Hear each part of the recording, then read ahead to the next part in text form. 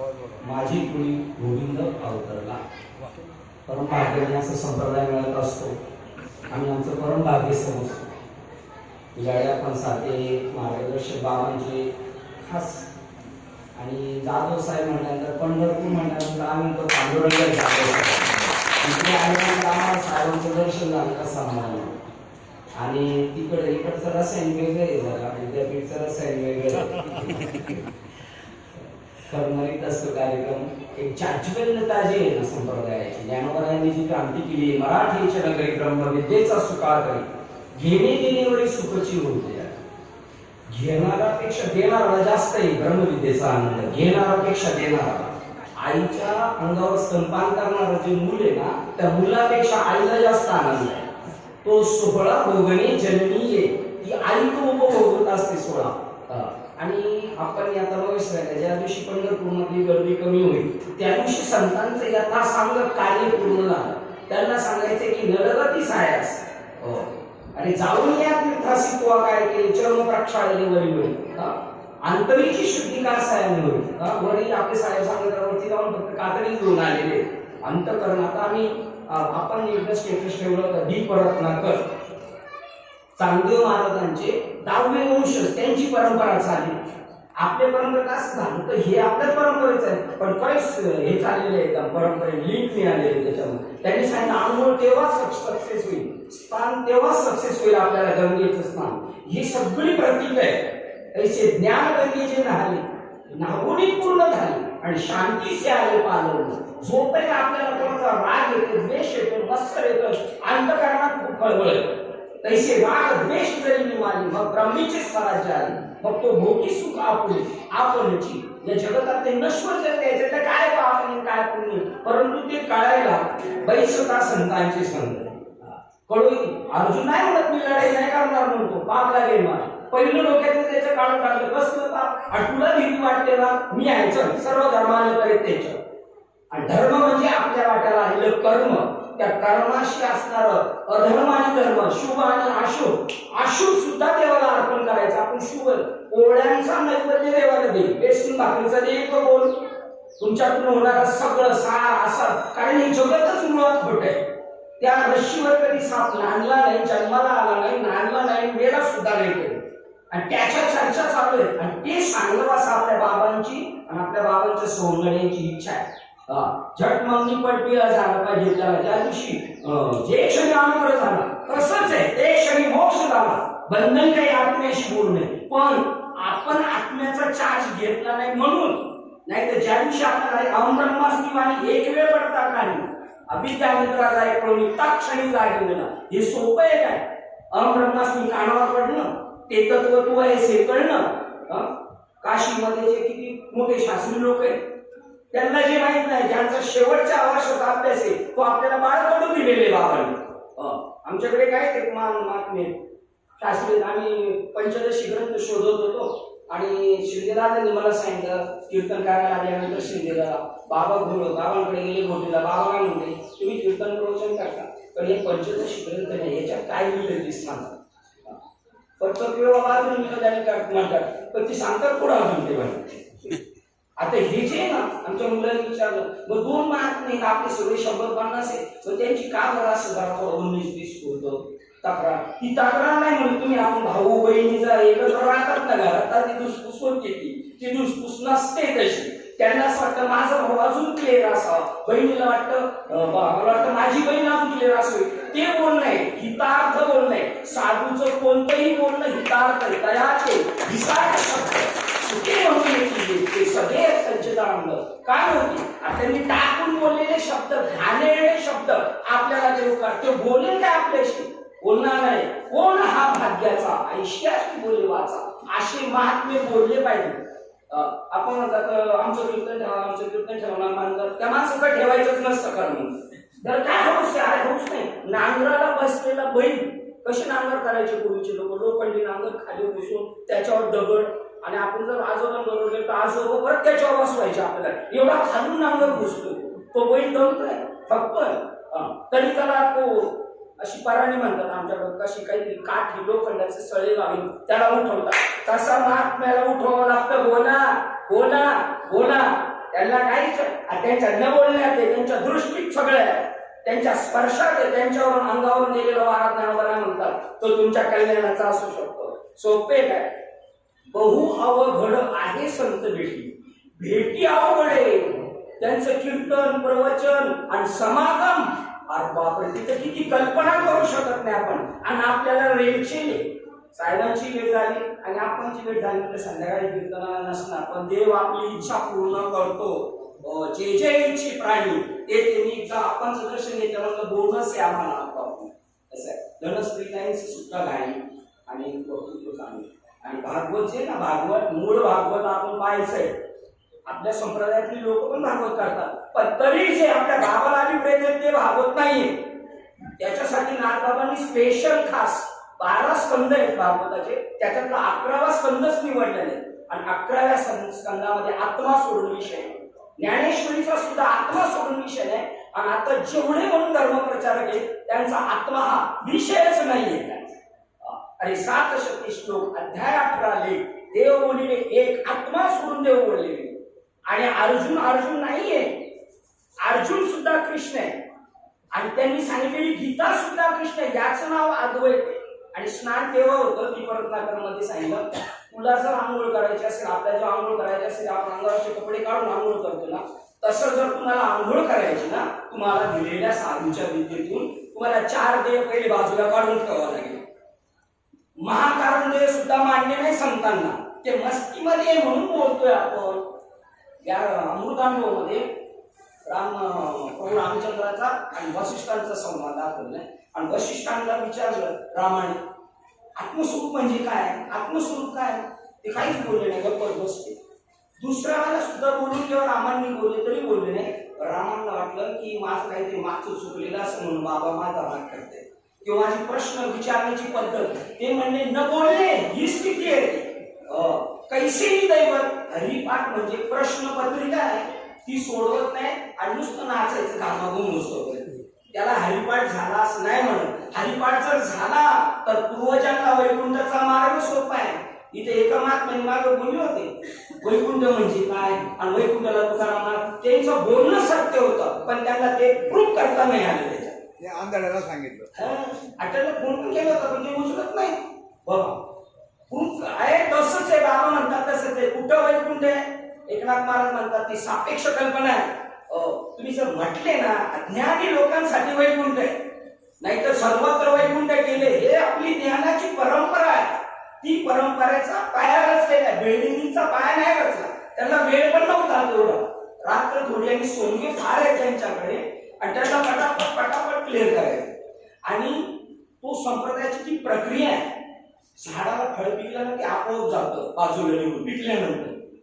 तसं जर ज्ञानी माणूस झाला ना, आपल्या सोबत राहिला ना, तो ऑटोमॅटिक आपल्याला सोडून जाणार. आपल्याला सांगायची गरज नाही, शहाणे करून सोडायला तो जाणारच. ते थांबू शकत नाही, त्याला थांबवणार नाही. त्या 4 देहांना बाजूला करून आंघोळ करायची. आणि आंघोळ करताना ते पाणी आणि मी आंघोळ करतो ही जरी कल्पना राहिली तरी आंघोळ झाली नाही, स्नान झालं नाही, असं अद्वैत आहे. पण त्याची तुम्हाला कान खबर नाही. आणि स्पष्ट बोलतात आपण मागे म्हटलं ते माझं शरीर गायचे 2 म्हणले त्याचे भाषण ते आपण नाही सांगायचं, पण ते म्हणतात तसे. असे पुण्यवान मान मिळते, त्यांना कोणाचं घेणं देणं नाही. स्पष्ट ज्ञानेश्वर महाराज काही स्पष्ट साधे नाही बोलली, तर त्यांची चपराक बसली कळत नाही. ते जीव जंतुसी केवी तेथील प्रमाण नेनवे वेदासी. आणि जे संतांना सांगायचं तिथं वेदाची मती गोंधळ झाली. ते या जीव जंतू म्हणजे हे शब्दाचे तुम्ही मगाशी सांगितलं ते पावसाळ्यात येतात बारीक बारीक किडे, त्याप्रमाणे येते. त्यांना नाही कळलं. नागबाबाचा डायरेक्ट जोड आहे, ब्रह्म डोळ साते वेदार्थ न कळे. येथे हे आंधळे किशन महाराज साखरांना एकदा भेटायला गेलो आम्ही, ते बोलतच नाही नव्हतं. देव ठेवला त्यांनी आता 6 महिन्यापूर्वी. त्यांचा एक ग्रंथ आहे ज्ञानेश्वरीतील सोहम योग, 20 प्रमाणात सोहमची ज्ञानेश्वरी बाजूला काढली.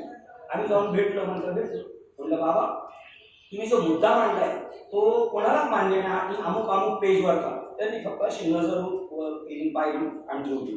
40 क्रमांकाच्या याच्यात सांगितलं ह्या गोष्टी ज्या आहेत आळंदीत सांगतात ते. आणि तेवढंच एक आळंदीमध्ये एक व्यक्तिमत्व जे आपल्या गोष्टी थोडंसं काय व्हायला पुरस्कार, त्यांची ज्ञानेश्वरी सुद्धा तशीच आहे.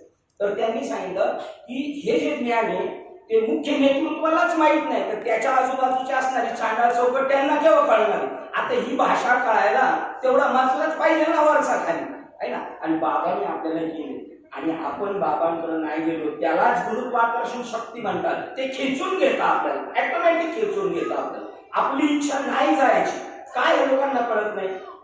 जसं नाथांवर योगमाया टाकलेली होती ना तशीच या लोकांवर योगमाया टाकलेली. साधे ग्रंथ वाचतात काय ते त्याच्या पायाला फोड आले चप्पल नाही साधं तप आहे का ते. पण त्या तपाचा सुद्धा निषेध केला एकनाथी भागवतात 14व्या अध्यायात. ते पूर्वजन्माचं तो मागच्या जन्माचं पापच भोगतो तपाच्या बोलणंच नावाखाली. एवढी त्यांची असते का योग माया पडळे सहाले हाती आंधळे म्हणून प्रकाशाचे डोळे न देखती. त्याचं सगळं देहावर दृष्टी असल्यामुळं आत्म्याचं ज्ञान नाही होत आणि आत्म्याचं ज्ञान होणं हे एवढं सोपं नाही. हे 100% रवींद्र साहेब इंगळे येतात गोष्टीत म्हटले मी बाबांना विचारलं विद्यापीठला एवढी मोठी मेळावा होता आणि आपल्या ज्ञानेश्वरी डोळ आली आस्थेच्या महापुरी निघतात म्हणजे हे आपल्याला मुख्य नाम घेतात ते मोक्ष हे सगळे घेतलं एवढी लोक हे कसं काय. बाबा म्हणजे तेच बरोबर आहे आस्थेच्या महापुरी पण मार्गस्थ करण्यासाठी असं बोलावंच लागेल. अनपढ मुलाला बालवाडीतल्या मुलाला त्याची बाई शिक्षक टीचर आणि आई सुद्धा होती काय बोलतोस तू हुशार त्याला प्रवृत्त काय तर तू इंजिनियर होऊ शकतो. त्याप्रमाणे आप्पा पण आलं तुमचं ऐकण्याचं साहेब मला बोलले बाहेर तुम्ही बोला म्हणून मी आम्ही सर्व तुमचं ऐकायचं आणि तुम्ही पण पहिले येत नव्हते पण साहेब देश कंटाळा करतात येतच नाही पण त्रास आहे साहेब. शाळेच्या वेळेला मोटरसायकलवर यायच्या आमच्या आणि आपले महात्मे 1 रुपयाची सुद्धा अपेक्षा करत नाही. आप्पा तिथे माणिकजोड आले साहेब तुम्ही कीर्तनाला तिथे आप्पा आले त्यांनी फक्त विचारलं कसं काय चाललंय मेळामध्ये 2 माणसं करतात आणि 100 पेटी काढून नर्सरी घेऊन आले. आप्पा कीर्तन झाल्याचे निघून गेले उद्घाटन सत्कार करायला काय मी फोन केला म्हणजे माझ्या मागे यायचं नाही तुम्ही आता मोबाईल स्विच ऑफ करणार. पैशाची अपेक्षा नाही आपल्या महात्म्याला कीर्तन प्रवचनाची सुद्धा अपेक्षा नाही पाहिजे आणि मीच दिलं पाहिजे ज्ञान अशी सुद्धा नाही. ज्याला मोठ्या बाबांकडे आले तर मोठे बाबा बारक्या बाबांकडे पाठवतात बारके बाबा मोठ्या बाबांकडे पाठवतात आणि कोणी केलं तर ते काय एक मुंबईला एक होता त्यांना सत्य बाबांचं सगळं पडलं पट्टे म्हणजे मी तुमच्या मोठ्या बाबांकडूनच अनुग्रह घेतो. बाबा मी चाललं लगेच आपण लगेच तारीख देणार आपल्याला त्याचीच हौस आहे ना जास्त आले बाबा आणि मग बाबांनी सांगितलं यांचं असं असं म्हणणं. मोठे बाबा म्हणते विंचवाचा बारक्या विंचवाचा असो नाही तर मोठ्या विंचवाचा ठणका सारखाच त्याच्यात काय फरक नाही. आणि अजून बाबांनी आता जातीवाची बोलायचं नाही मग बाबा ब्राह्मणांनी सांगितलं काय आणि अजून कोणी सांगितलं तर त्याच्यात फरक नाही. सांगणाऱ्याला पेक्षाही त्या ज्ञानाला किंमत त्यांच्या ज्ञानाला त्याची किंमत आहे हे आपल्याला कळेल ना. सांगणाऱ्यासाठी आपला जीव का प्राण खर्च करू शकतो तोपर्यंत त्याला महत्व कळू शकत नाही. आणि नाम भेटले ना त्याला शास्त्र श्रवण गरजेचं आहे. ज्ञानेश्वरी भागवत तर नाम कळेल. नाम शास्त्र आपल्या घेतल्यानंतर शास्त्र वाचलं नामाच महात्म्य आणि या लोकांना नाम नाही म्हणून शास्त्र कळत नाही. ते बोलतात मुंडक्की वटवट तैसे ते का पावसाळ्यात भेटतं काय करावं करतात त्याप्रमाणे त्यांचं बोलणं आणि आपला सूक्ष्म द्यायचं. किती मोठमोठ्या महात्म्याशी आपली चर्चा झाली संप्रदायिक लोकांच्या आपल्यातल्या कोणी पण नवीन माणसं तर ते उलट म्हणतात तुम्ही लय पुढचंच बोलतात त्यांचं एक वाक्य तुम्ही लय पुढचंच बोलतात. आता आम्हाला ते सांगितलंय दुसरं आपल्याला माहित नाही नारळ कसा फोडायचा आणि गंध कुठं लावायचं हे बी माहित नाही. आपण एक म्हणलं सोमवारचा नारळ का फोडायचा म्हणून आम्हाला काही माहितीच नाही का नारळ फोडायचा. आम्हाला एवढं शिकवलंय बाबांनी नाम एके नाम. आणि जाधव साहेब म्हटले होते 11 वाजता पारगावला कीर्तन चालू झालं 9 ते 11 11 वाजता कीर्तन चालू झालं. साहेब म्हटले वर्षातून एकच माणूस असा बिलिंदर तयार करायचा बस. बाबांनी जसं तुम्हाला केलं तसं काय लोक उपयोगाची नाही. एक माणूस शाळा झाला तो 1000 माणसं. स्वामी विवेकानंद एक शाळे झाले ना बाहेरच्या देशांना कळाली आपली संस्कृती ही आपल्याला असं. मी काय बोलते आपण साहेबांनी बोलून घेतलं आनंद वाटतो या संप्रदायाच्या मला. पण आता काही शिल्लक राहिले का आपले महात्मे असे आहेत ना आता समाधीच सगळे जर गव्हर्नमेंट काढलं ना निम्मे लोक येतील समाधी ज्ञानेश्वर महाराजांसाठी. एवढे उदाहरण झालेले ज्ञानेश्वर महाराज त्यांची पुरस्कृत करतात त्याच्यामध्ये टाकोनी अंगीची खोळी सरकणी घाला पाताळी ती त्वचा कोण सांभाळी ती आली. साप जेव्हा म्हातारा होतो 1000 वर्ष जगतो तो त्याला तरुण व्हायचा असतो तो असा अडचणीच्या जागी जातो अंग घासून घासून घासून बाहेर ती त्वचा त्याची पण आता तो सांभाळत नाही. तसं आपल्याला काय घेणं नाही कोणाचं. आपल्या मागला गोळ्या आहेत पण गोळ्या खायची का नाही तीच आठवण राहत नाही. असे बेहासी उदास झालेले. मला खूप आनंद वाटतो तुमच्या सोबत राहिल्याने. गाडी बाबा मला म्हणजे आहेत ना आपल्यामध्ये. मी बाबा तुम्ही आहे ना तोपर्यंत तुम्ही सांगा. ती आमच्या पाठीवर पुजलेलीच येत नाही. आणि म्हणून घाई नको. जो नवीन कीर्तन करतोय ना त्यांनी घाई करायची नाही. कीर्तनकार व्हायचं पण कीर्तनकार नाही व्हायचं. आता एकच काय सगळं काय तो अभ्यास आहे आपला. किती डीप आहे आपल्याला. आपला बाप जर माझ्या आपल्या बरोबर असला पाठीमाग गाडी चालवायला तर आपण तशी नाही चालवणार. पण जेव्हा आपण चालू ना तेव्हा आपल्याला त्याच्यातलं कळेल. आयतं खाण्यापेक्षा आणि काय सापडलं ना रात्रीचे सुद्धा डरकाळे फोडू शकता आपण. असंच ज्ञान. आनंद वाटतो मला तुला पोळी करता साहेब गायकवाडबाई पण असंच सगळे बाबा गाडी बाबा आपली मातमी चांगली एक आपल्याला सोडून त्यांच्या संगतीत जेवढा आस्वाद घ्यायचा तिथे आणि जरी गेले आपल्या बरोबर आहे पण जे बरोबर असते ना लय आनंद घ्यायला भेटतो. काही ना काही लगेच काही कळत आपल्याला कळत असतं तरी विचारायचं असतं. त्याच्यात अजून आनंद होतो. गुदगुल्या होतात गुदगुल्या. अशा महात्म्यांच्या संगतीत अशा संप्रदायाच्या मला याला परम भाग्य लागतं. परम भाग्य ते आपल्याकडून व्यावहारिक दृष्टीने आपण शून्य किमतीचे होतो. पण परमार्थिक दृष्टीने तुकाराम महाराज जसे श्रीमंत सद्गुरू तुकाराम महाराज यांचा अभंग घेत आहे तसे आपण आहोत. या संप्रदायिक लोकांना जर कळाली ना आपली उंची आपल्या मागे रोंडा मिळत येतील तर त्यांना माहित नाही आपण ज्यांची स्तुती करतो ते हे आहेत म्हणून. आणि डोळ्यावर पडळ गाठलेले देवाने त्यांच्या असू झालेली सेवा श्रीराम बाबा रामदास बाबा मोहवार माऊली आणि आपले दादूसाहेब या आपल्या संप्रदायातील सर्व महात्म्यांच्या जन्म 200 पुष्पा पण साहेबांनी थोडं बोललं पाहिजे ना. आमचं समाधान व्हायला पाहिजे ना. जय